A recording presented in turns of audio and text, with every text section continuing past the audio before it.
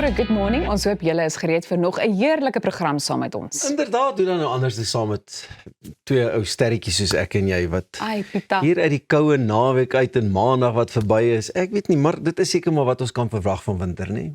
Inderdaad so, jy weet, maar ons oorleef. Ons het dit tot dusver gemaak tot hier. Ja.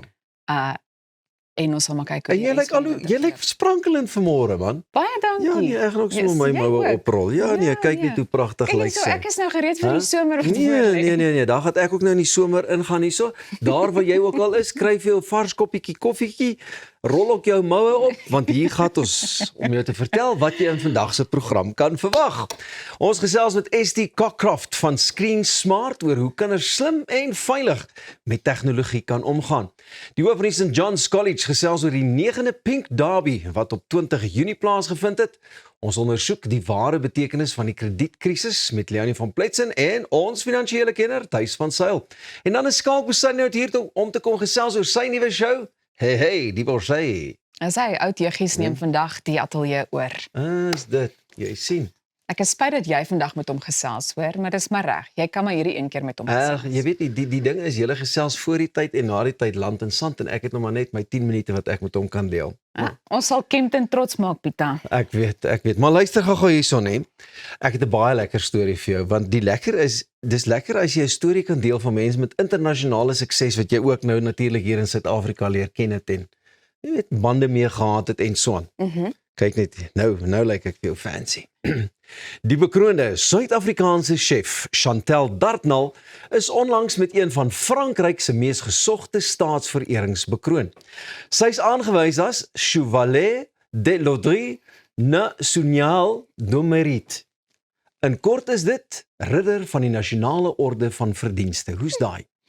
Hierdie toekennings wat deur die Franse president self toegeken word, is naas die bekroonde of die bekende Legion of Honor, die land se tweede hoogste nasionale eerbewys. Hoe's daai?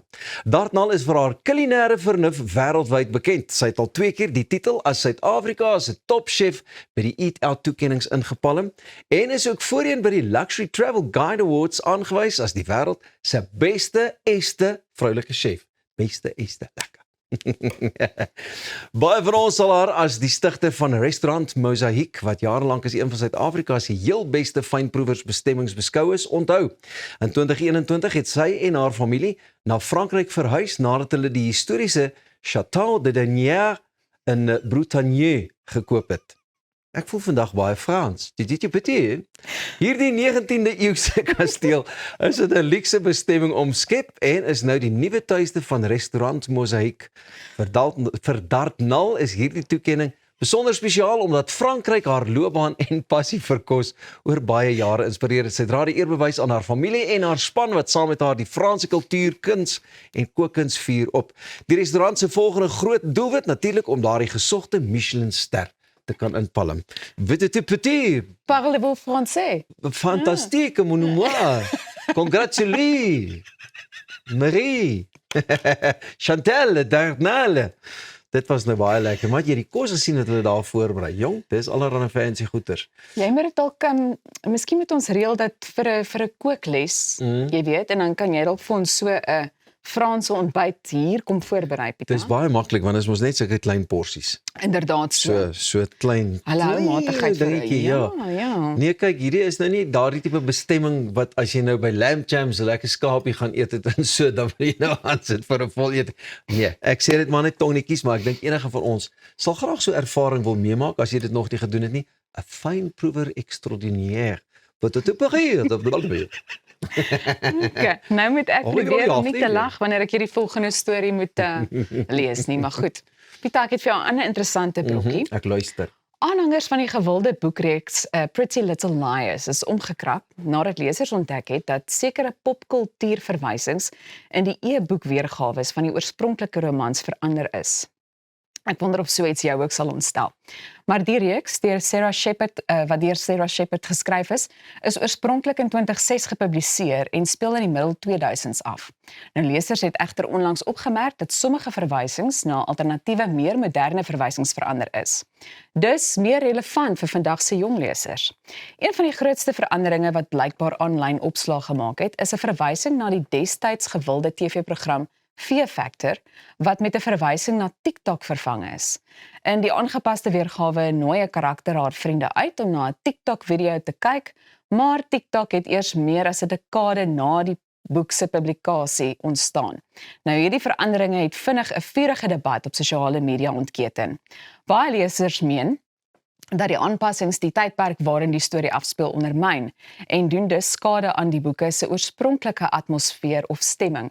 Kritici voer aan dat boeke kulturele tydskapsules is en dat gepubliseerde werke nie agterna verander behoort te word om by moderne neigings aan te pas nie. Sommige lesers wys ook daarop dat die dinamika van die storie heeltemal anders sou wees as dit werklik in die TikTok-era afgespeel het, juis omdat die tegnologie en sosiale media vandag heeltemal anders funksioneer as in die vroeë 2000s. Die uitgewer HarperCollins het tot dusver nog nie amptelike kommentaar oor die veranderinge gelewer nie. So ek dink dit is, jy weet, mense gaan waarskynlik verskil in of twee verskillende opinies hê, want 'n mens kan daarna kyk deur te sê, maar nou is dit 'n bietjie meer, jy kan 'n bietjie meer vereenselwig as dit nou aangepas word, maar dan is daar 'n sekere nostalgie dink ek wat verlore gaan. Ek stem 100% saam met jou. Ek dink 'n nuwe era skryf jou eie storie, maak jou eie ding ter wat ook natuurlik weer, wat noem hulle dit, vir die volgende generasies hierna, oor 20 jaar van nou af kan hulle sê, my dit was in daai era, dit is nou 'n nuwe moderne era. Want Shakespeare is nie vir my dieselfde as jy hom nou moet gaan verander en 'n moderne Shakespeare maak nie. Shakespeare Ek hou nogal daarvan as daar 'n kat op die verhoog klim. Jy weet, soos wat ons onlangs op sosiale media gesien het. Ja. Nee, ek stem, maar ek dink ook, nee, die popkultuur verander ook so vinnig. Hoe gaan 'n ou byhou? Moet jy nou elke keer verander terwille van dit? Nee, ek stem saam met jou. Ek dink ook dit is, soos byvoorbeeld wanneer 'n mens na 'n fliek ook kyk, jy weet, dit is vir my eintlik so of dieselfde beginsel, want dit is in 'n sekere tydperk geskryf. En om dit dan nou so 'n bietjie aan te pas, sodat mense van die nuwe generasie aanklank kan vind. Ek dink daar gaan 'n deel van die storie dan so 'n bietjie verlore. Nee, ek stem saam met jou. Dit was soos wat hulle al flieks mos natuurlik ook geremake het al. Flieks van 20 of 30 jaar terug, dan het hulle nou moderne aanslag en dan vir die ouer garde soos ons wat nou wel die oorspronklike weergawe daarvan kon sien, dink ek nie hy dieselfde punch as die oorspronklike een nie. So ons is so 'n bietjie sentimenteel oor hierdie geskiedkundige stories. Ja. Sneeuwwitjie en die 7 dwergies, waartoe gaan jy dit verander? Jy kan nie. Dit is maar net Sneeuwwitjie en die 7 dwergies. Stem jy nie saam nie? Want dalk kan dit die 8 dwergies wees, dan kan een van die karakters op jou gebaseer word. Die Franse dwergie. Wat betreft, wat is het? Wat betreft die volgende vir die advertensie. Jou gesondheid verdien kwaliteit wat jy kan vertrou. Met die Gulf Drug Company kry jy bekostigbare noodsaaklike medisyne vir die hele gesin, van pynverligting tot vitamiene en meer. Gulf Drug Company fokus op hoë kwaliteit en internasionale standaarde, sodat jy met gemoedsrus kan kies. Besoek gulfdrug.co.za vandag om meer van Zykrel te ontdek en neem beheer van jou gesondheid. Gulf Drug Company, kwaliteitsorg elke dag. Bly jy net waar jy is, ons gesels net hierna verder.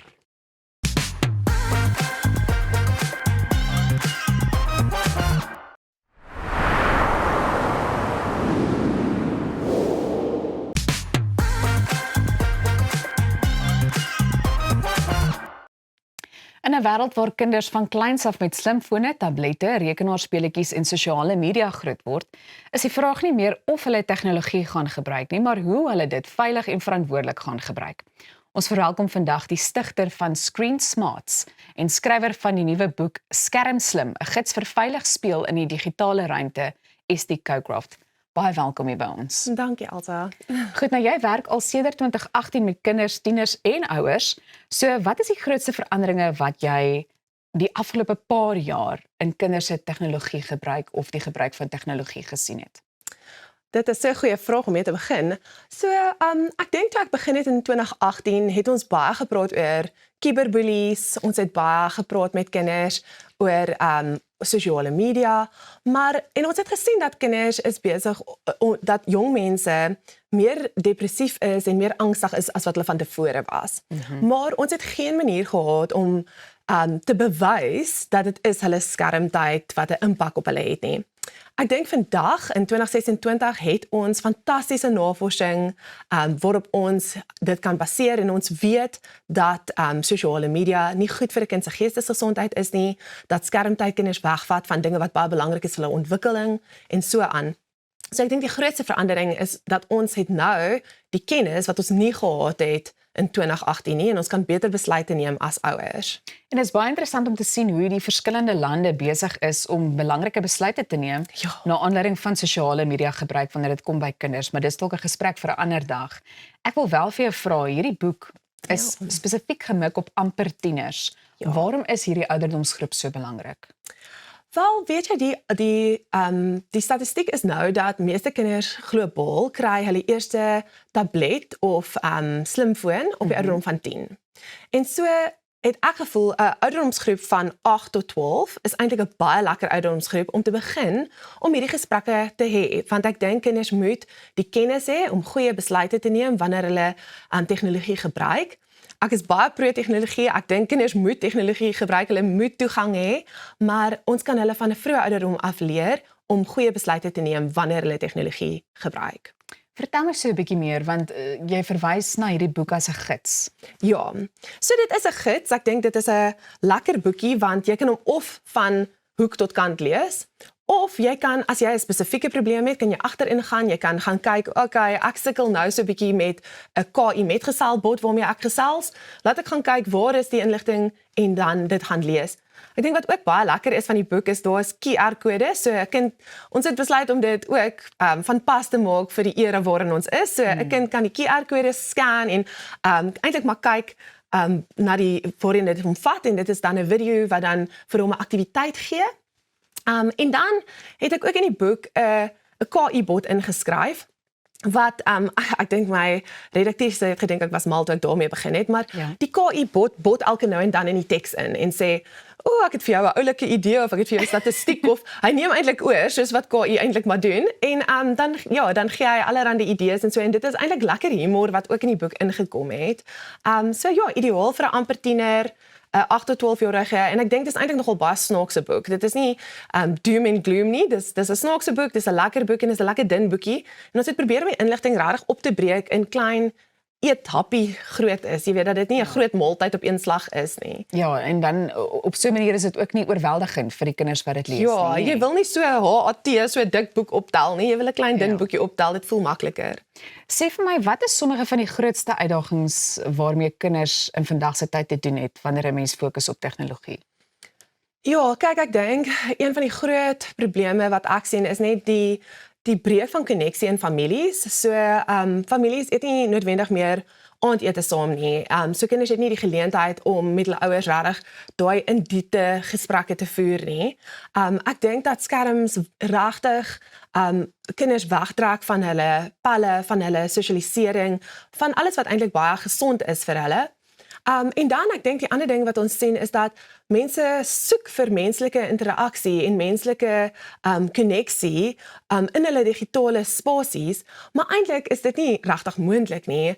Ons breinargitektuur is net nie eintlik al reg om te kan sosialiseer of intieme koneksies te vorm digitaal nie. Ons het nog menslike interaksie nodig. Ons het nog nodig om te sit soos wat ek en jy hier sit, aangesig tot aangesig en lekker te gesels. Ons het dit nog nodig en dit is wat ons gelukkig maak, maar baie mense wat alleenig is, soek daai koneksie op 'n skerm en dit is eintlik so vals, dit gaan nooit eintlik jou gelukkig maak nie. Ek bly verwys daarna want ek dink dit bring my terug na die hele gesprek rakende kunsmatige intelligensie wat so deel is van ons alledaagse lewens. So, hoe kan kinders 'n bietjie beter voorberei word om in so 'n wêreld aan te pas? Kyk, ek dink ons moet ook realisties bly. Ek dink ons kinders gaan baie beter voorberei wees vir die verandering as wat ons is. Hulle is digital natives en ons is maar immigrante in hierdie wêreld in. So hulle is gebore in 'n wêreld waar tegnologie oral is en oral verkrygbaar is. So ek dink hulle gaan baie makliker eintlik aanpas. Die ding wat ek dink ons moet bewus wees van is dat die ding wat ons kinders van KI anders gaan maak van KI is hulle skills, hulle menslike skills. So hulle EQ skills gaan baie belangrik wees byvoorbeeld in die toekoms. KI kan kode skryf. Jy weet, so om 'n fantastiese coder te wees is miskien nie die belangrikste ding nie. Ek dink dit is baie meer belangrik vir 'n kind om fantastiese menslike skills te hê, want dit is wat KI nie kan doen nie. So ons kinders sal goed voorberei wees want hulle is al klaar tegnologies so goed aangepas. Maar ek dink dit is ons wat gaan 'n groot verandering moet hanteer. Goed, so hoe lyk 'n gesonde media balans vir 'n gesin? 'n Gesonde media balans vir 'n gesin, sou ek sê, ek het gisterand by 'n gesin aandete geëet wat 'n wonderlike media balans het. Wanneer hulle in die aande by die huis kom, spandeer hulle tyd met mekaar, hulle praat met mekaar, hulle kyk mekaar in die oë, die kinders het die geleentheid om met hulle ouers dinge te deel wat in hulle dag gebeur het, en om vir hulle ouers vrae te vra en alle leiding van hulle ouers te kry, in plaas van om leiding te kry van hulle skerm. Ek dink 'n gesonde media balans is tyd in die natuur. Ek dink dit is 'n fantastiese, dis 'n absolute teenoorgestelde van tyd op 'n skerm. Jy weet, wanneer jy in die natuur is, jy moet ruik, jy moet voel, jy moet proe. So dit is baie lekker om tyd in die natuur te spandeer as 'n familie. Ek dink dit is baie belangrik.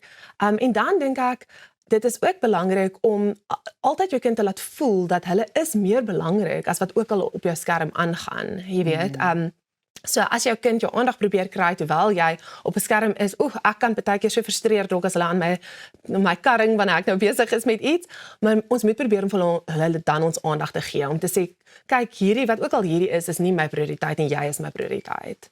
Waar kan ons hierdie gids in die hande kry? So dit is beskikbaar by alle boekwinkels.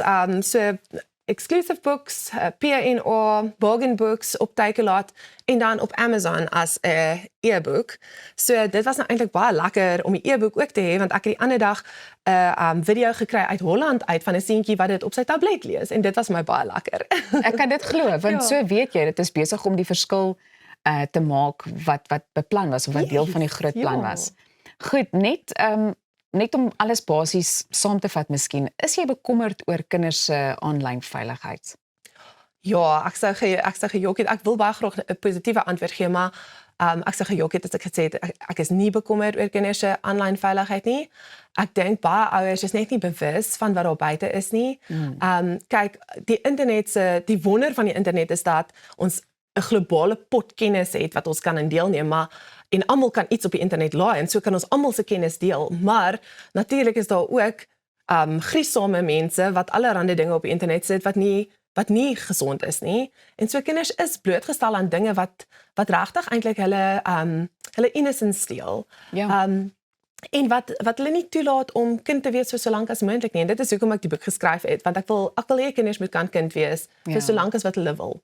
Baie dankie dat jy vandag met ons hieroor kom gesels het. Ek is seker daarvan daar's 'n hele paar ouers wat hierdie boek vir hulle kinders in die hande sal kry. Baie dankie. Dankie Elsa. Goed, bly gerus waar jy is, want goeiemôre, good morning. Kuier net hierna verder en Arnold is dan hier met sport. Ek hoop jy het al jou eerste koppie koffie in.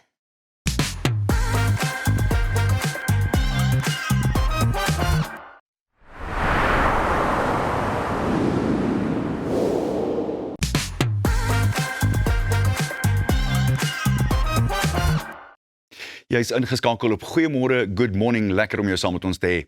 Now, the 9th Pink Derby between St. John's and St. Stithians boys was held this past weekend. The derby unites those schools in something greater than sport. It's a shared commitment to raising awareness and funds for Pink Drive, an organisation doing life-changing work in the early detection of breast cancer and gendered cancers, and in providing medical support to those who need it most. The headmaster of St. John's, Dale Jackson, joins us to talk about how the derby went. Dale, nice to see you again and welcome back on our program. Always good to have you.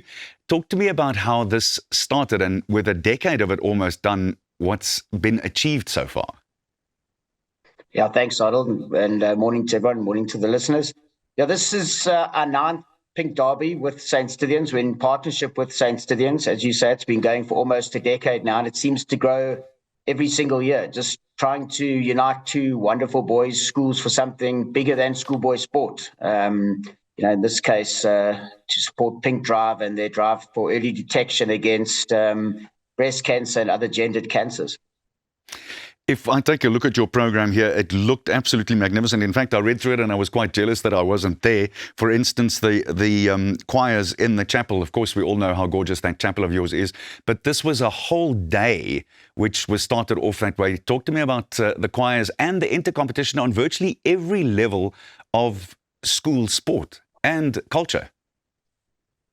Yeah, Arnold, in addition to being the Pink Drive Day, it was also what's called our Gordy Day, essentially our old Johannian reunion, when our old Johannians come home. And that, per tradition, starts with a chapel service, as you said, a wonderful chapel service in our memorial chapel, almost 200 boys in our choir, and that was a very special way to begin the day. We then had competitions against our old Johannians and against St. Stithians in activities as diverse as debating and public speaking and basketball and squash and tennis, obviously leading into hockey and rugby, but right from our 3- and 4-year-olds in our pre-prep having a lads and dads game to our prep school playing the curtain raiser. Our old Johannians had a sevens game, and then that culminated with our first 15 game on Burgerfield, which was an incredible game ending in a nail-biting 21-all draw. I must ask, the dads and lads game, any pulled hammies? I'm sure there was a few pulled hammies, to be honest with you, as is the case. And same in the old Johannians game, the old boys game when we played against St. Stithians. I think the bodies is slightly older than the mind thinks it is in those situations, as you know. It's that old story, the mind may be willing, but the rest of the skeletal presence not so much. I want to hear from you. What do you think this sort of inter-schools competition, and very much like Grey, Bloem and Pretoria, Affies boys do have every year, what do you think that fosters between the schools? What are you looking for the ultimate result from it? Yeah, it's about so much more than just sport. As you know, sport's a wonderful vehicle to unite communities, to unite countries. And whilst obviously the competition on the field is fierce and both schools want to win, at the end of the day, it's about so much more than that. It's about friendship. It's about showcasing all that's good about education in our country, and it's about community. And in this case, it's about community coming together for something bigger than themselves. As I said, support of Pink Drive and particularly breast cancer. I'm glad you tailed back to that, Dale, because the National Cancer Registry talks about the various cancers in South Africa. For men in South Africa, it's prostate cancer, and then for women, it's breast cancer. And I've been lucky enough to be involved with Pink Drive for very many years. And if you MC a room, if I MC a room and you ask people, just put up their hand from those who've been affected by cancer, it's virtually 1 out of every 2 people. We sometimes don't quite give the disease the credence that it should get. Yeah, and my wife's a doctor; she's a gynecologist, so I'm very aware of the prevalence of breast cancer in our country, and the reality being that if you can detect it early, that it has a high chance of succeeding and beating the cancers. So we're delighted to be able to support Pink Drive because much of their focus is on early detection when they go in with their mobile mammography units into the rural areas, and as well as education. So particularly as boys' schools, although we do have a smattering of girls in our upper six and then in our nursery school, the Bridge, but primarily as a boys' school, if we can support and partner with organizations, that's really important to us. And what is the scope of that support for Pink Drive? What do they get from your Derby Day? Yeah, there's a wall of hope as you enter our college, which is really inspiring, which we encourage members of both communities to honor survivors and to remember loved ones. And whilst doing so and writing a message of support, they are able to then also donate into Pink Drive.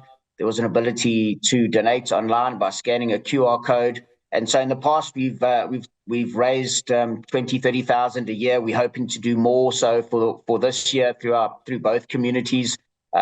Equally important to the money is also the awareness that's raised, and the profile that's been given. You know, just as a small example, being present on your show this morning raises further the importance of early detection against breast cancers. As we saw with a broadcast icon in England just a while ago, Jeremy Clarkson, who also admitted that he's just been treated for prostate cancer. That's another one of those cancers which, if you catch it early these days, with what we've got against the disease these days, it's actually very, very treatable. Yeah, absolutely. And it's something that we continue to raise awareness with. We had a drive internally just a couple of weeks ago with one of our parents doing early detection screening. So it's important, you know, education is so much more than what happens in the classroom, what happens on a sports field, what happens in discussions like this. And as you said, every one of us has been affected in some ways by cancer. And if we can play a very small role in helping to raise awareness and perhaps just saving one life in the process of doing so, yesterday, the weekend would have been so much more successful than just the results on a scoreboard.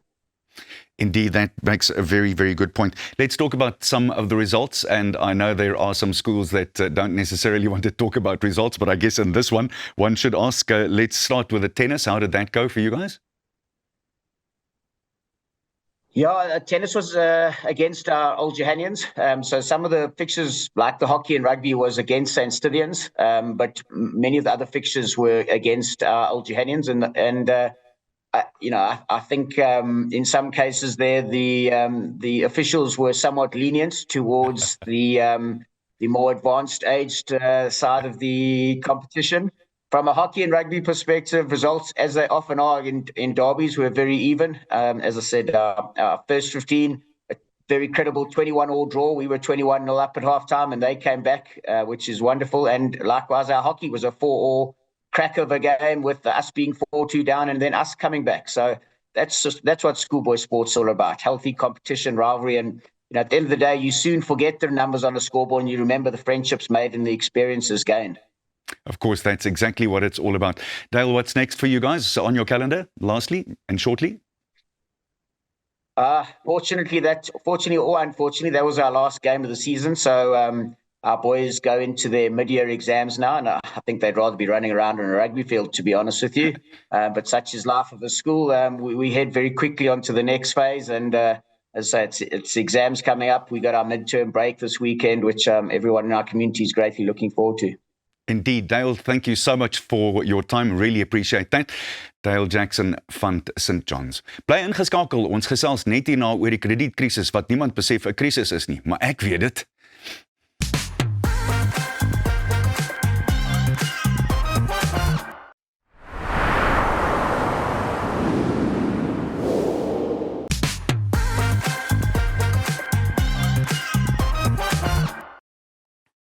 Wanneer mense die woord kredietkrisis hoor, dink hulle gewoonlik aan skuld, maar volgens die Kredietvereniging van Suid-Afrika lê die werklike probleem dalk elders.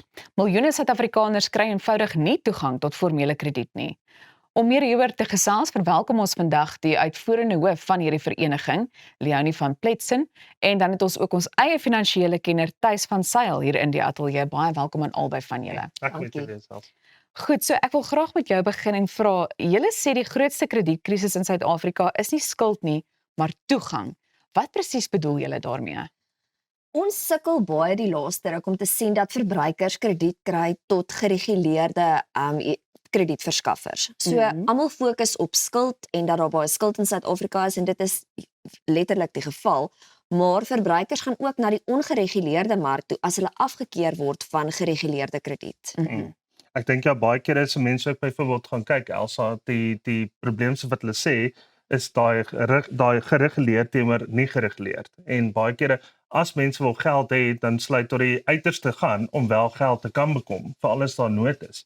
En dan baie keer is daai rentekoerse buitensporig. Ek bedoel, so met ander woorde, jy kan baie keer kry dat hulle byvoorbeeld jou per maand wat sal vra of per kwartaal vra, en dan sit enigiets in 'n omgewing van 10 tot selfs 50% van die kapitaal wat hy gaan leen. En dan sodra jy die eerste keer daarin getrap het, dan kom jy nooit weer daar uit nie. Goed, so hoe groot is die probleem tans? Jy weet, wanneer 'n mens kyk na Suid-Afrikaners wat jaarliks vir krediet afgekeur word. Dis 'n enorme probleem. So ons sien dat meer as 70% van verbruikers afgekeur word vir formele krediet.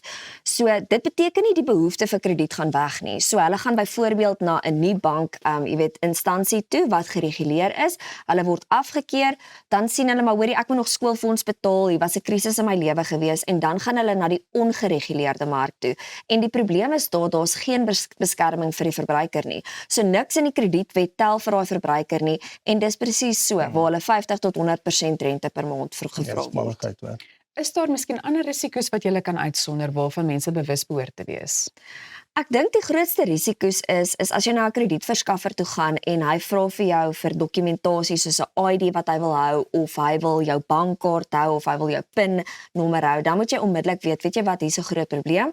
As hy nie 'n bekostigbaarheidsstudie doen nie, alle kredietverskaffers moet 'n goeie bekostigbaarheidsstudie en 'n kredietbureau scan basies op jou doen. So maak seker dit gebeur. En dan moet jy kyk hoe hulle geld kollekteer, want die ongereguleerde mark maak maar van, dreigtaktiek gebruik en hulle rentekoerse is baie hoog. Ja, is eintlik 'n gevaarlike manier om krediet te bekom, want ek bedoel sodra jy byvoorbeeld goeders moet neersit, wat eintlik vir jou elke dag tot dag se sekuriteit bied, soos byvoorbeeld 'n ID of jou kaartjie met jou PIN-kode. En natuurlik as iemand met 'n baseballbat opdaag, dan is dit die realiteit van die saak. So met ander woorde, jy word boonop afgepers ook vir kapitaal. So en dit is eintlik 'n baie donker gat in wat enigiemand kan inval.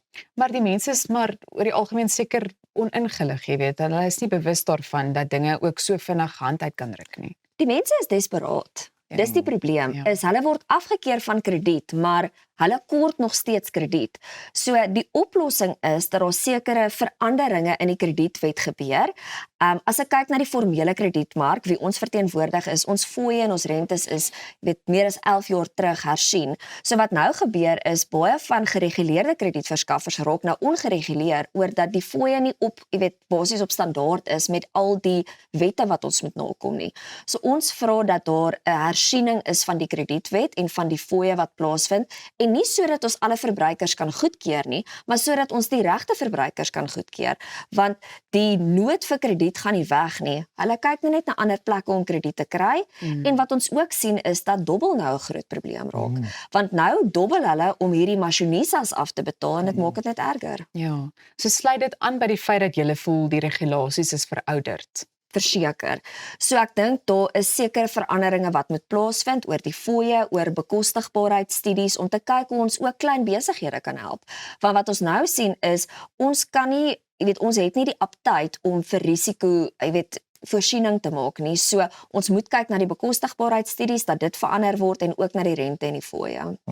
Nou sommige mense hoor meer toegang tot krediet liewer en dink dit beteken mense gaan net verder in die skuld beland. Wat is jou reaksie daarop?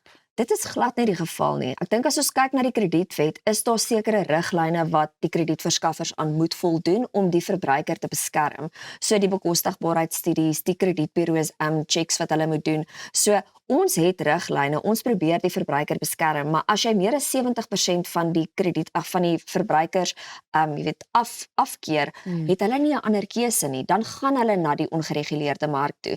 En dan op die ou end kom hulle terug na ons toe en ons kan hulle nie help nie want hulle is so in die moeilikheid dat hulle moet na ander goeders kyk soos skuldberading of hulle moet sekwestreer en dit maak dit eintlik baie ongemaklik. Maar wanneer ek albei kan aansluit ook, waarop word 70% byvoorbeeld afgekeur? Is dit juist as gevolg van klaar dalk oorgehandig, is hulle klaar in slegte skuld en dan hoe rehabiliteer jy so 'n persoon byvoorbeeld vinnig genoeg, om hom wel te laat krediet te kan laat kry?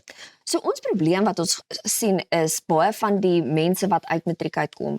So ons noem hulle thin file clients. So hulle het nie gewoonlik 'n kredietbureau skoor nie. So die risiko is baie hoog. Nou as die fooie nie na die risiko kyk nie, dan moet ons onmiddellik vir hulle sê, weet julle wat, ons kan julle nie meer help nie.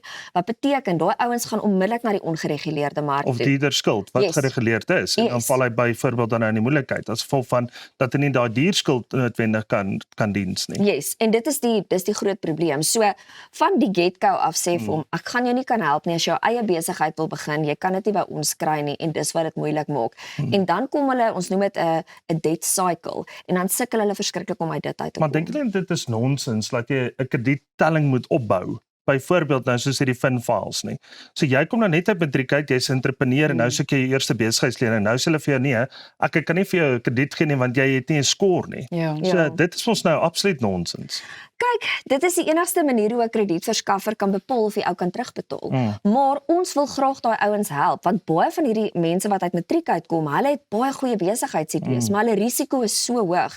So ons voel as hulle die fooie aanpas, dan kan ons basies kyk na die risiko wat daar is en ons kan hierdie ouens help. En so kan ons 300 miljard in die kredietekonomie Systeem insit. inkry, ja. Ja. Dit klink vir my asof die eerste stap dan nou maar eintlik is om net by julle aan te klop voordat hulle met enige soort proses voortgaan. Ek wil ook vir jou vra, watter rol speel toegang tot krediet in die groei van klein besighede en entrepreneurskap om daarbey aan te sluit?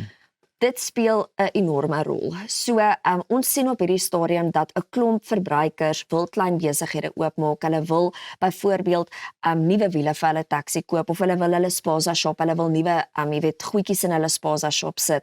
As hulle die fooie hersien, is ons mark meer as bereid om daai risiko op daai verbruikers te neem.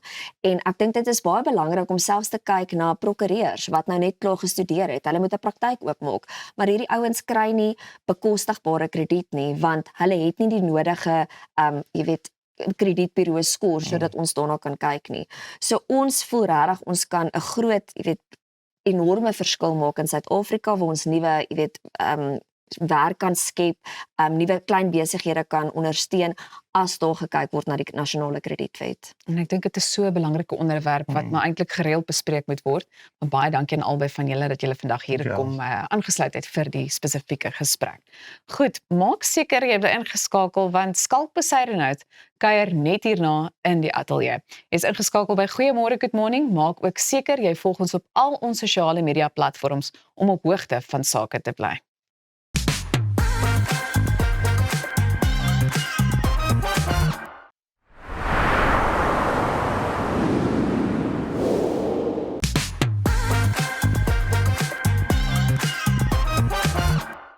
Suid-Afrika se eerste rolbal wonderkind, kleurvolle klerekas, konnoisseur en gunsteling komediant Skalk Besuidenhout kuier vandag by ons. Volgens Skalk is die vertoning natuurlik lekker. Jy weet daai vertoning wat ons van jou, wat is dit? Hey divorce. Hey divorce. Hey divorce. Maar welkom. Dankie. Rolbal wonderkind is die beste Is dit nie vir jou- kompliment wat jy vir my kon gee. Baie dankie. Ek wou, jy weet, dalk 'n bietjie iets ingebring het soos wat se aan die ene wat jy met stokke gooi. Jy kan rolbal ook met 'n stok speel van die ooms by my klub speel met stokke ongelukkig, die wat al rugoperasies gehad het. So Ja. jy weet mense so lekker kan buig nie. So jy kan met 'n stok speel. Ja. Maar luister my vriend, ek wil dan net eers jou geluk sê met die Sip 11 by die Comrades. Baie dankie. Well Baie dankie. Ek done. is trots daarop ook. Ja. Hoe gaan dit met die toon nou? My toon is nee, my toon is nie lekker nie en hulle het gesê ek kan volgende jaar verniet kom hardloop.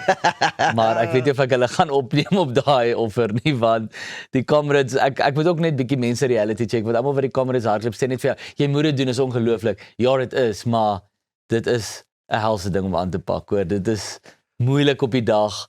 My toon al begin afkom na 40 kg. So ek moet vir 45 kg gehardloop met hierdie seer toon, aftoonhaal, blaase. So Comrades is regtig iets wat jy moet mooi dink voor jy Maar jy het dit gemaak. En Ja. Mag dit nou nie eers die laaste ene wees nie asseblief. Ek dink dit sal die laaste een wees nie, maar ek sien nie kans vir volgende jaar. Nog die Ek word volgende meer as 'n jaar. jaar om te recover, ja. Vertel vir my van hey divorce. Ja. Hey divorce. Dit kom obviously uit 'n plek waar jy gesê het, ek meen omdat jou verhoudinge goeie so publiek begin het, moes dit ook publiek eindig en Ja. en ja, hier is ons nou. Ja, die Afrikaans vir dit as ek dit in Afrikaans gaan doen is hy ek's geskei. Maar ja, dit was maar ek dink seker maar as gevolg van die aard van ons tipe werk was my egskeiding nou nie eintlik 'n privaat ding nie. Wat ek fyn oor is, ek bedoel dit is maar die natuur van ons industrie is dat as jy skei gaan die huisgenoot artikel daaroor skryf en dit is nou maar dit gaan 'n publieke affære wees. En mense was so half het baie belang gestel en ek grap altyd en sê as jy trou stel niemand so erg belang nie. Niemand vra hoekom trou jy? Want dit is al obvious hoekom jy trou.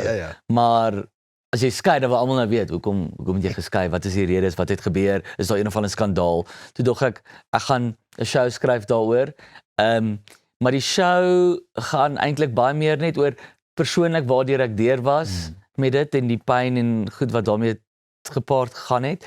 Maar dan ook die show het ook 'n baie positiewe boodskap aan die einde want ek is nie glad nie bitter oor die huwelik en oor liefde en ek dink nog steeds die huwelik is een van die beste, mees ongelooflike goed wat mens kan doen en ek sal graag weer wil trou eendag.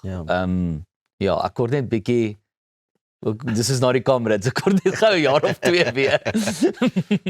Met die ek het 'n emosionele seertoon wat eers moet die naald moet teruggroei voor. Hoorie Skalkie, jy sê die show is nou goedkoper as om te gaan vir berading of terapie. Was dit ook vir jou terapeuties om die show mekaar te sit? Baie, want dis maar net elke aand praat ek oor seker die mees traumatiese ding wat al ooit met my gebeur het. En die eerste paar shows was rof, want ek was 'n deel in die show waar ek 'n deel van my trou toespraak lees.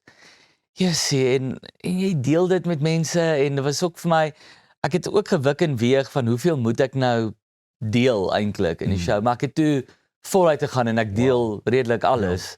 Maar dit was op die einde vir my die mees terapeutiese ding om te doen en elke aand na aand. Nou is dit vir my eintlik lekker om die show te doen want nou voel ek kan nou hoofstuk uiteindelik toemaak. Moes jy toestemming kry by jou ex om nou ek moes seker maar ek weet nie.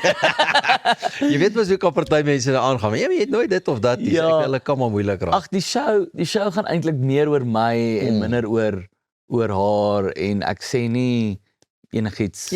Ja, so dis maar eintlik my eie ervaring wat ek maar net deel. Nou ons as sangers sal ons maar 'n break-up song skryf. Is hierdie jou break-up song? En ek was juist jaloers dat hoekom kan sangers 'n break-up song hê en komediante kan nie 'n break-up joke hê nie of 'n break-up show. So dit dog ek hier is my break-up album basies. Hier is my Taylor Swift oomblik.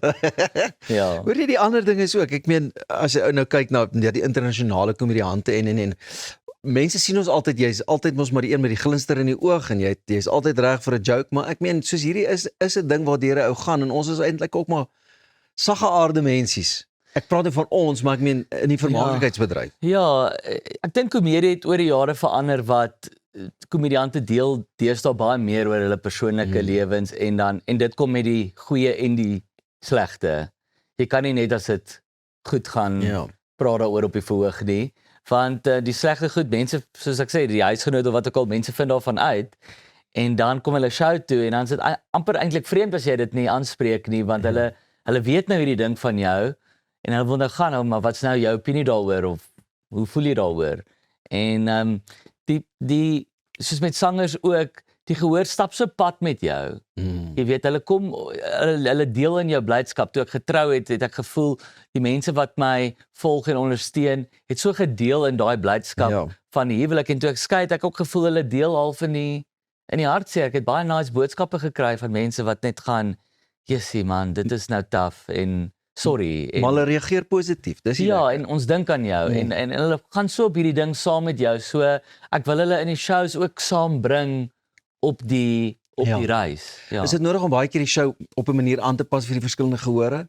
Of dis nie nodig nie, die show is wat hy is? Ja, die show is wat hy is, al doen ek dit oor see, gelukkig, egskeiding, liefde, al daai goed is baie universele temas, so ek hoef nie dit aan te pas as ek in Australië optree of in Kanada, waar ook al nie. Dis 'n redelike nice tema, en wat ek ook hou van die show is, jy hoef nie al geskei te wees om te kan, ek dink enigiemand wat al deur 'n liefdesteleurstelling is, sal kan aanklank vind by dit, Hoor jy nou, waar het jy nou al geshow wat vir jou nou nogal 'n gunsteling plekkie was, of land was of iets waar die show nou lekker afgeloop het? Perth is altyd nogal 'n spesiale show, Pretoria. Ja. Want dit voel of jy 'n show in Pretoria doen as jy in Perth optree. En ek doen altyd 'n lekker groot gehoor in Perth en dan ook Auckland in Nieu-Seeland. Ja. Is ook altyd 'n lekker groot gehoor en daai mense is so ver van Suid-Afrika. Dit is 'n 11 ure verskil. Dit is letterlik aan die ander kant van die wêreld in 'n ander teenoorgestelde tydsone. So hulle waardeer ook altyd as die Suid-Afrikaanse kunstenaars daar is. En dan dit is my eintlik die lekkerste om dit hier by die huis te toer want ek voel in Suid-Afrika was dit regtig die deel waar ek nou als verwerk het en deur dit beweeg het. So dis my lekker om met hierdie mense te gaan, okay, jy weet ons is saam half deur hierdie ding. Lekker. Waar gaan ons kaartjies kry? Waar kan ons nog die show beloer? Ek hoop nie hy is nou al aan die einde se kant nie. Nee, die beste manier is maar op my webwerf skalkbesynou.com is al my datums daar. Ek het nog 'n paar datums oor in Johannesburg. Pretoria is nou al agter die rug en Durban ook en dan doen ek nog die Kaap en 'n show by Woordfees waar ek dit gaan doen in Afrikaans, hy ek se skei. En ja, mense moet maar net 'n oogie hou op my sosiale media en hulle sal daar my sien. Next time wil ek met jou gesels oor die agter die skerms wedervarings by die kantoor en Ja, ons moet. Ek dink daar kan baie gebeur, maar baie dankie vir die inloer man. Dankie, Hey, ek is geskei. Hey, die wil sê. Ja.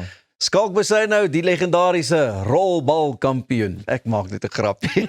Ek is. Dit is alles dan van ons kant af vir vanoggend. Ons is môreoggend klokslag weer terug. Maak mooi, maak 'n verskil andersins. Wees die verskil vir my en die res van die span. Mooi bly mooi en moet nooit ophou droom nie.